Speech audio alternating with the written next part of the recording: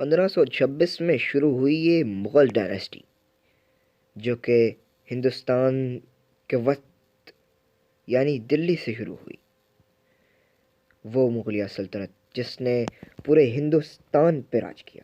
جی ہاں، وہی سلطنت جو 18ویں صدی میں ظہیر الدین محمد بابر نے بیٹل آف پانی پت میں فتح حاصل کر کے بنائی تھی۔ تو کیوں نہ آج اسی سلطنت کے بارے میں بات کرتے ہیں جو کہ جنگ میں فتح حاصل کر کے بنائی گئی تھی۔ السلام علیکم ناظرین، میں ہوں حسن رفیع اور آپ دیکھ رہے ہیں حسن's نالج، اور ہم آپ کو سوال کیا ہے کہ اس مغل امپائر کی سیریز میں یہی سب کچھ بتانے والے ہیں۔ یہ وہی مغلیہ سلطنت ہے جس پر 20 سے زائد حکمرانوں نے ابھی آنے والے وقت میں حکومت کی۔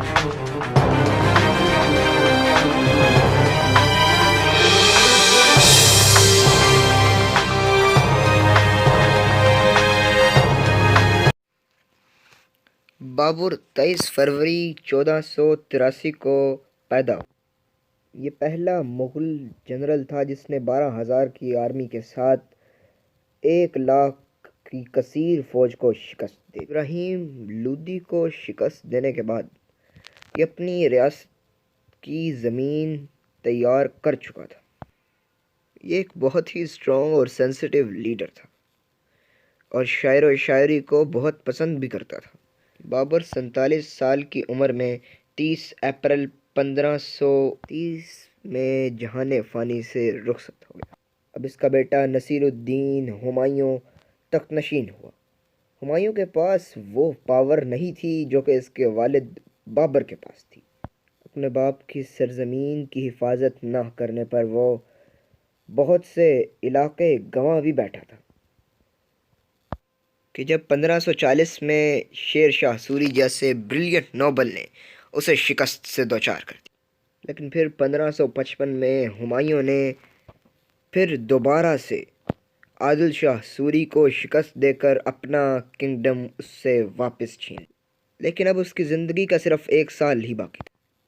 1556 میں ہمایوں آگرہ کی گریٹ لائبریری سے نیچے گر کر مر گیا، اور پھر اس کا بیٹا جلال الدین محمد اکبر جانشین مقرر ہو گیا۔ اکبر 14 اکتوبر 1542 میں عمر کوٹ کے علاقے میں پیدا ہوا اور اس نے 13 سال کی عمر میں مغلیہ سلطنت کا تخت سنبھالنا شروع کیا۔ اکبر نے 1556 سے لے کے 1605 تک مغلیہ سلطنت کا تخت سنبھالا۔ اس نے بہت سی عمارتیں بھی بنوائیں، خاص طور پر فتح پور سکری کی ایک شاندار بلڈنگ بنوائی۔ اس نے مذہبوں کی کھلی چھوٹ دے رکھی تھی، اسی لیے دنیا آج اسے اکبر دا گریٹ کے نام سے یاد کرتی ہے۔ اکبر ایک بہت دانش مند اور چالاک حکمران۔ اس کے دور میں اس کی آرمی کے پاس توپیں، ہاتھی، گنیں اور تیر کمان جیسے ہتھیار موجود تھے۔ اکبر ایک بہت ہی دانش مند اور چالاک حکمران تو تھا ہی، لیکن اس کے ساتھ ساتھ ایک بہت بریلینٹ جنرل بھی تھا۔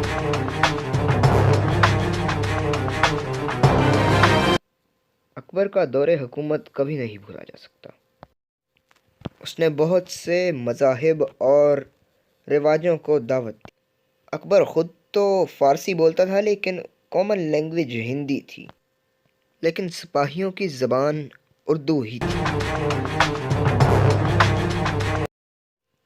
اکبر کے دور حکومت میں بہت سی عمارتیں قائم ہوئی اور اتنی مہارت والے کاریگروں نے بنائی کہ دنیا دیکھتے ہی اش اش کر اٹھی۔ 1605 میں 63 سال کی عمر میں اکبر کا انتقال ہو گیا اور اس کی جگہ اس کا بیٹا نور الدین محمد سلیم اس کی جگہ تخت نشین ہو گیا۔ جہانگیر مغلیہ سلطنت کا تخت پانے میں کامیاب ہو گیا، لیکن یہ اپنے بابا سے اپوزٹ تھا، یعنی اپنے بابا کا متضاد تھا، اور ویسی قابلیت بالکل بھی نہیں رکھتا تھا جس طرح کی اکبر میں تھی، لیکن مغلیہ سلطنت برقرار رکھنے میں کامیاب ہو گیا۔ 1627 میں اس کی وفات ہو گئی اور اس کا بیٹا شاہ جہاں اب مغلیہ سلطنت کا تخت سنبھالے۔ شاہ جہاں نے 1627 سے لے کر 1658 تک مغلیہ سلطنت کا تخت یہ ایک بہت ہی قابل حکمران تھا اور اس نے امن قائم کر رکھا تھا۔ سب سے بڑی بات اس کے دور حکومت میں مغلیہ سلطنت پھیل چکی تھی اور اپنے عروج کو پہنچی۔ اس نے اپنی بیوی کی وفات پر ایک بہت ہی خوبصورت تاج محل بھی بنوایا اور بعد میں جس کا شمار دنیا کی خوبصورت ترین بلڈنگز میں سے ہونے لگا۔ 1657 میں شاہ جہاں بہت ہی بیمار پڑ گیا۔ شاہ جہاں مرا نہیں تھا لیکن اورنگزیب نے اسے آگرہ کے قلعے میں قیدی بنا کر رکھ دیا۔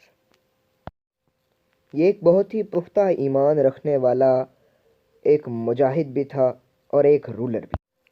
اورنگزیب کو ہندو مذہب سے بہت ہی زیادہ نفرت تھی اور اس بات کا اندازہ اس چیز سے بھی لگایا جا سکتا ہے کہ اس نے تخت نشین ہوتے ساتھ ہی ہندوؤں کے مندروں کو گرا ڈالا۔